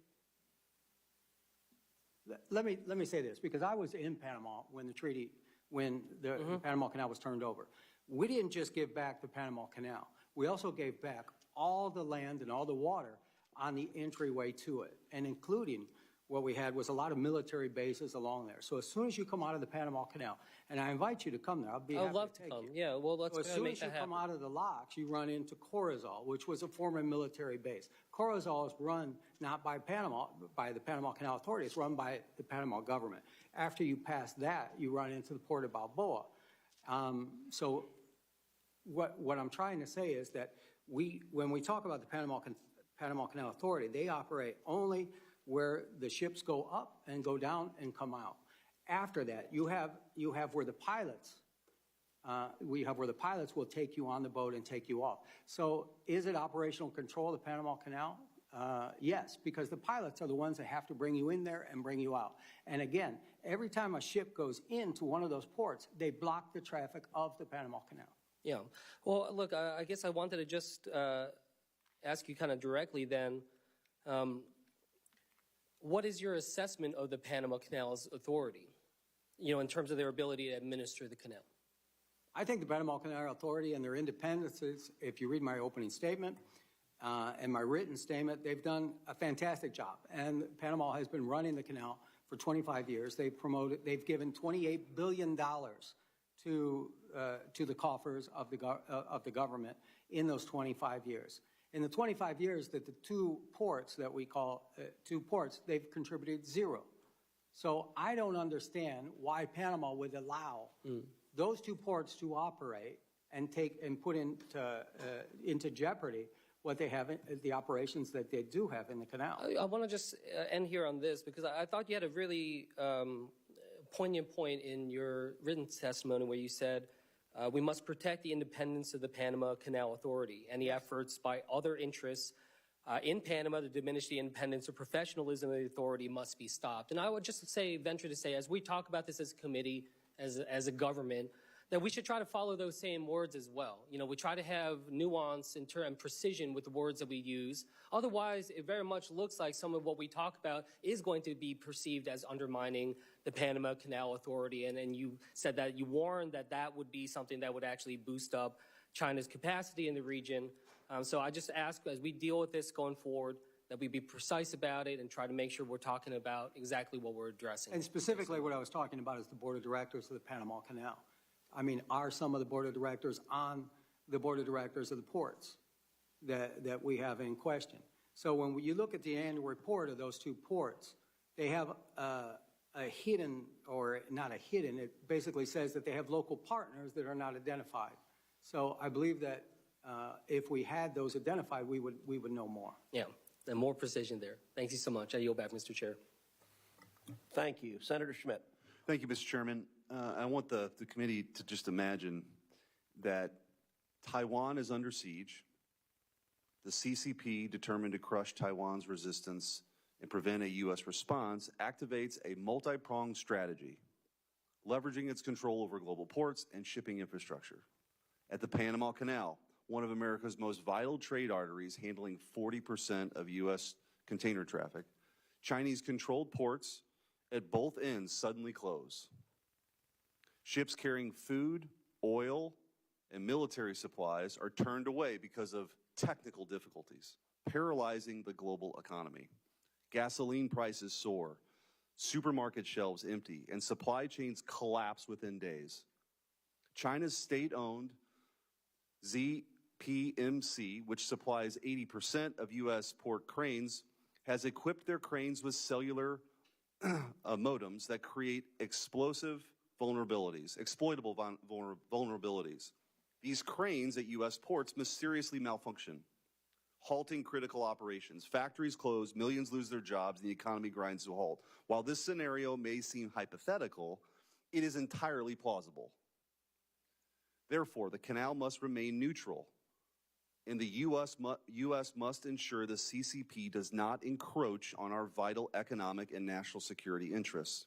In 2017, Senators Markey, Schatz, and Rubio urged President Trump to address China's aggressive maritime actions. Their warnings apply today as China's growing control over critical infrastructure, ports, and strategic waterways like the Panama Canal pose an unacceptable threat. America is sleepwalking into a carefully laid Chinese trap. And fortunately, people like President Trump aren't falling for it. I'm glad he's raised this issue. This dangerous complacency must end.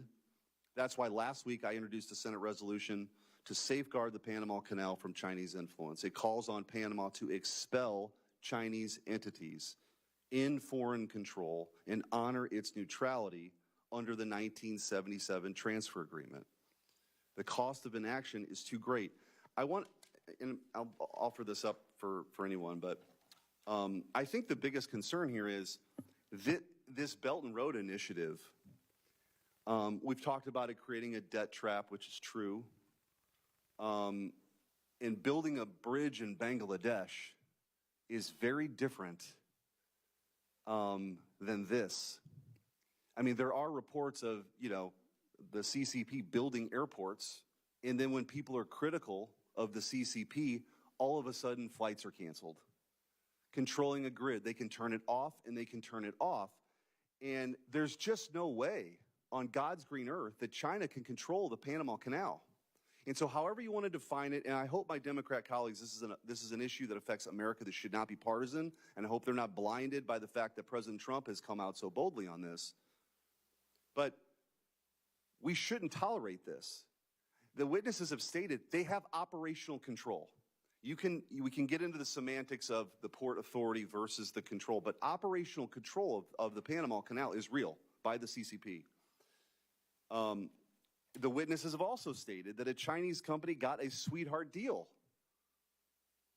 a no-bid contract for operational control ultimately of these ports. So I guess I want to ask, because I've talked too long, I don't have much time for questions, but Professor Kantorovich, I do want to ask you, as it relates to the treaty, and I'm glad Senator Cruz, or Chairman Cruz, has called this up, because there are real concerns about treaty violations here. What are the most blatant? What are the most obvious? Is it the unfair, is it the fact that we're being charged more? Is it the fact that these are Chinese-owned companies that are controlled by the CCP? What are the top 2 or 3 reasons that you would argue that they are, in fact, in violation of the treaty?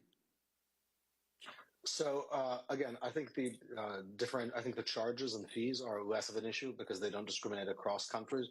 We pay more because we use more, but it's not nationally discriminatory.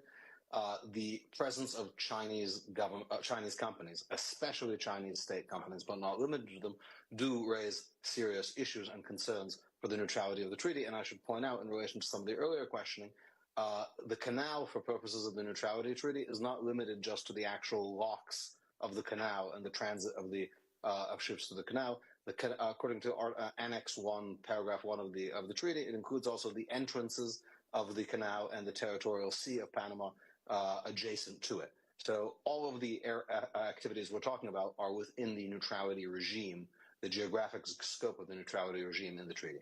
So I'm out of time, but the most dead-on hit here is the treaty specifically prevents foreign operations, and that's exactly what we have. Yeah, so to the extent these companies are, in fact, de facto controlled by China, this is something that could threaten the neutrality regime of the treaty. Okay. Senator, may I make a point of clarification? Sure.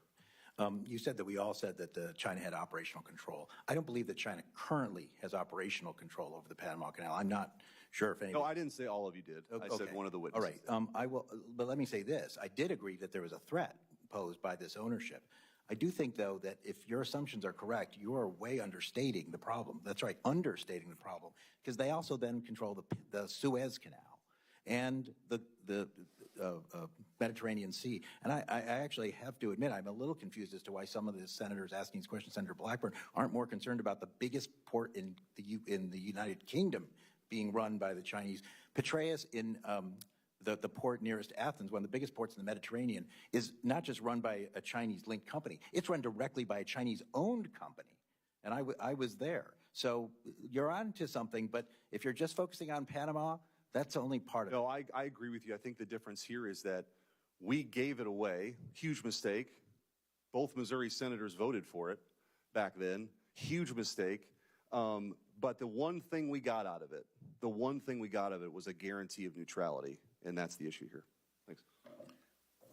Thank you. Senator Curtis. Thank you, Mr. Chairman. Great hearing. Appreciate this opportunity today. I'd like to touch on something I haven't heard discussed today, and that is, unfortunately, China is not the only hostile country that exploits Panama to endanger our national security. Iranian vessels under the Panamanian flag registry have been a problem for many years. Chairman Sola, can you explain how Panama has enabled Iran to evade our sanctions? Yes, thank you, Senator. About a year ago, when we were having this drought issue, there was also a lot of focus on Iran and how they were funding Hamas and the Houthis because they were attacking the Red Sea. What we found was, what the United States has found, is that Iranian vessels are sometimes flagged by Panama in order to avoid sanctions, so that they could sell the fuel that they have, and then they can take that money and then they can use it as they wish. Panama at the time had a very complicated process to deflag the vessels. There was an investigation, there was an appeals process. By the time that we would, OFAC or Treasury would go ahead and identify one of those vessels, by the time that they were doing the appeals and stuff like this, they've already changed flags to somewhere else. So when we went to Panama, we met with the Panamanian president. And I must say that we were very impressed because he was 30 minutes late, but he was breaking relations with Venezuela at the time because the election was the day before. We explained to him the situation. The very next day, we met with the maritime minister, with U.S. Embassy personnel, and Panama actually adjusted their appeals process so to make it more expedient. So if the United States or OFAC would come and say that this Iranian vessel is avoiding sanctions, now we have a process in place to go ahead and do that. And 53 vessels were deflagged because of that meeting. If you would keep working on that, because that's a big deal, and thank you for that answer. Let me also go to, we've hammered on this a little bit, and I've heard several times some of you acknowledge that the interest from China is an economic threat to us. But let me come back to this defense. I think we've asked a number of times in different ways, but let me go back to the analogy of China puts a blockade on Taiwan, and we're trying to move ships into that area quickly. Can any of you say this is not just an economic threat to the United States, but a defensive threat as well? At the FMC, it's not our area of expertise. We'll leave that to the military experts. I will just say that, to me, an economic threat is a military threat. Sure. Directly, but it is. Yeah, I just I noted the panel's in terms of what you're directly asking, to economic. We at the Federal Maritime Commission don't have that area. Chairman? I would say that my biggest concern is that when a Chinese contractor gets a contract in Latin America, they usually put a clause in there that they bring their own workers in from China. And these workers are housed in camps outside. And these camps will have guards on them, and they will have, sometimes they in Panama, for example, they have barbed wire around the camps. So we really don't know who's in the camps. And I think that, to me, causes me more concern on who's in the camp and what are they doing. So these are actually sometimes thousands of workers that are brought in, for example, for the bridge or to do a port or something like this to undercut the local labor. Along those lines, let me just talk about dollars from China spent. We far outspend China in the region, yet if you look back on when Panama switched diplomatic recognition from Taiwan, and we had comments from the president, Taiwan is an inalienable part of Chinese territory. It coincided with economic investment from China in the region. Is that something overall, in addition to the canal, we need to watch? Yes, we definitely need to watch economics. So we need to, we haven't, the United States has left a void there. We really have not been competitive in Panama, and hopefully that we can be. Okay, and I've got just a few seconds. So this bridge, we've brought this up a couple of times, the possibility of this bridge being damaged and closing canal. But it reminds me of going through TSA at a suitcase, going through the TSA. Is there any reason that China can't watch or do whatever they want from this bridge to see what, get the intel from these containers? And does that concern anybody? Well, it definitely concerns Southern Command because they brought it up on numerous occasions that there could be some sort of surveillance or something like that on the bridges. Okay, I yield my time. Thanks, Chairman. Thank you. Senator Moreno. First of all, thank you, Chairman, for putting this hearing together. I think it's very timely. Mr. Sola, I heard you say, and it kind of rang in my head, you've navigated the canal 100 times. I mean, that's, you have pretty good experience. I want to turn to testimony a little bit different direction. You obviously haven't been there that much. Tell me what, for the testimony, what are the people of Panama? You have obviously probably been to my home country where I was born in Colombia. What is the sentiment among the people for how they feel about America? Senator, I have many friends and family and professional relationships in Panama, and the bond between the United States and Panama is very deep. It's almost like the United States and Great Britain, for example. The Panamanians love baseball. They love basically a lot of the same things that we do. The people are absolutely wonderful. Now, they've suffered through catastrophically bad leaders, especially today, the president of Colombia, Petro. We don't have to go down that path, but here's what I'd ask you is, obviously we understand about shipping. We understand the issues of trade, and that's been well documented. I think that the treaty's clearly in violation. There's no question about that. In fact, Mr. Chairman, I'd like to see us speedily get to a point where we get a resolution allowing the president to renegotiate that or cancel that treaty. But here's my question to you. The Darien Gap is a stone's throw away here to Annapolis, maybe not even a little bit further than that.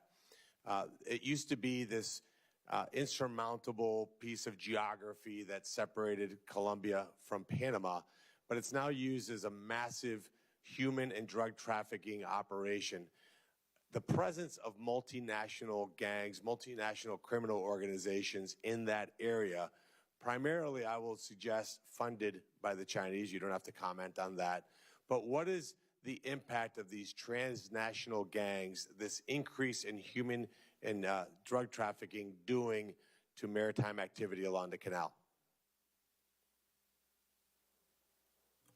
Senator, the Darien Gap is one of the most dangerous treks that I think anybody can do, and thank God for the new policy that we have on migrants and people coming into the country, because countless people have been harmed, died, or even, very bad things happen to them through there.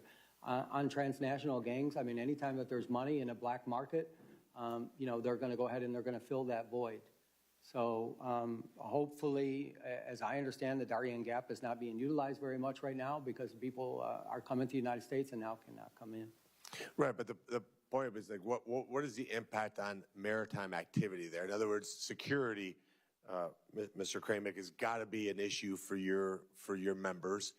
And having that increased presence of transnational gang activity, drug trafficking, you're talking about billions and billions of dollars. Cocaine production in Colombia is at an all-time high. What impact does that have on your members? Senator, it's something we work hard on every day. The World Shipping Council is partnered with the World Customs Organization and 58 customs agencies throughout the world. We ran actual operations to give data that we have on our supply chain and where there's anomalies to those customs officials and law enforcement authorities to action it. A lot of it, the flow for commercial vessels, not into the United States, but to the European Union, is coming from the transshipment point in Panama, where our containers are being exploited and contaminated. And so we are working hard as we sit here right now on that problem. And of course, the point I'm making is that China's influence there, whether we want to make it a technical question as to what control means, it doesn't matter. When you have Chinese companies operating on both sides of the canal, having influence there through drug trafficking. They bring basic chemicals into Mexico, which makes its way here as fentanyl. You have enormous Chinese influence in Central and South America. And Mr. Sola, I go back to you with my final question. Do you think fundamentally the problem here is that America's just failed to engage properly with Latin America? Yes, I do. I believe that we have not had a presence there for long enough. The State Department has designated countless past Panamanian presidents for corruption, but we haven't had the DOJ go ahead and have any convictions on those. I think that if we did have a conviction one way or another, I think that that would change the narrative quite considerably. And so just one quick follow-up. So if the U.S. took control back of the canal, if that territory was completely controlled, protected by the United States of America, what influence could we have in solving a variety of problems, the shipping ones that we've talked about, but also having U.S. presence with military backup there in Panama, preventing transnational organizations, preventing human trafficking, preventing drug trafficking?